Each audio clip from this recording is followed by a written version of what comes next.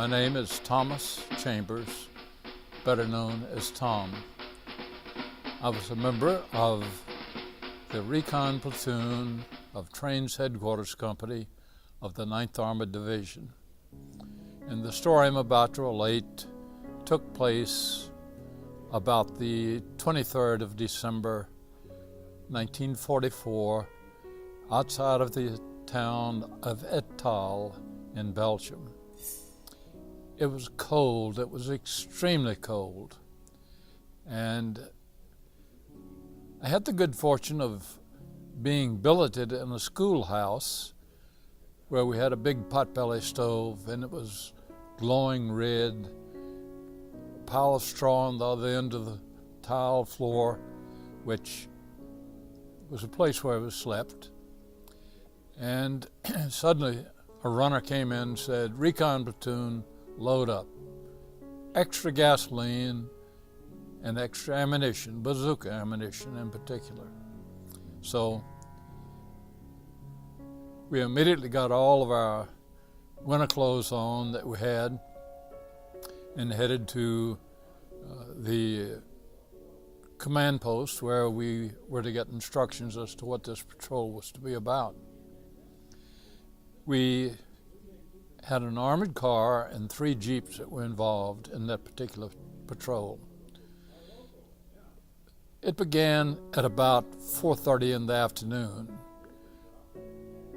In the Ardennes, it gets dark quite early, and it had just become dark.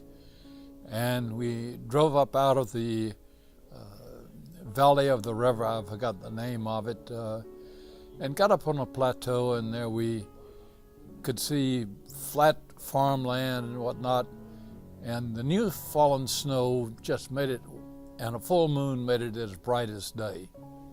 So we were patrolling, and we'd been told to keep an interval of at least 50 yards so that the rearmost vehicle or the foremost vehicle could get away and report what might have happened if we got into trouble somewhere, if we were opened up on by some Germans.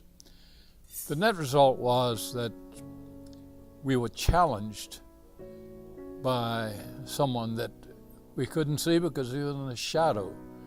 You could see out across the new fallen snow as much as 500 yards, but you couldn't see anything in the shadows. And when we suddenly realized that it was someone from 9th Armored Engineers, all that good interval and getaway time just went to pot, and we all closed up there because we wanted to know what this guy knew. And he said, "I shot at one with this anti-tank gun. I hit him this afternoon, but all he did was just wiggle his ass at me and keep on going." He said, "I don't want to shoot at another one tonight with this gun because it simply was no match for the armor on the German tanks." Well, we took that bit of information and we continued to patrol with the objective of finding a number of bridges, and we had to determine whether or not the bridges had been blown or whether they were mined, or if there had been any recent traffic that we could determine across those bridges. We got there and we ultimately found the bridges, and much to our relief, they were not blown, they were not mined, and the snow without any tracks on us told us there'd been no tanks or other vehicles to go across those bridges. But we patrolled on beyond that into the wee hours of the morning, and it is my opinion it was about 20 below zero. And I began to get euphoric. I began to hallucinate. All of a sudden, I would have the feeling that well up inside of me, all the way from my abdomen, it would come up through my chest and out through my head, and I would think, "Oh, the world is a beautiful and wonderful place. Beautiful and wonderful." I'd come to the reality of shaking myself and hitting myself with my fist and say, come to, man. It's not a wonderful place. You're looking for a bunch of German tanks. Well, we finally covered the territory that we were designated, and we went back to the schoolhouse. I was cold all the way through, so I decided that I would fix myself a cup of hot chocolate before I hit the straw that was over on the other end of the schoolhouse floor.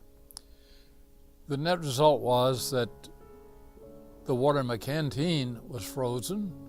We had a 5-gallon can of water sitting close by the stove, so I poured some in my cup. I put the hot chocolate powder and sugar in it, and I held the door open, and here was a bed of glowing coals. They were red hot, and I thought if I just held them in front of the glowing coals, the water would warm up. It did, but it also burned my upper knuckles. I got a first-degree burn. I was so cold. I was burned before I realized that, something was happening. I got it out, but the water was warm. My fist was sore for a few days, but it was the coldest I've ever been. And I've been told by several MDs upon occasions that if I'd ever gone to sleep in that condition, that I would have never waked up. I was suffering from exposure, plain and simple.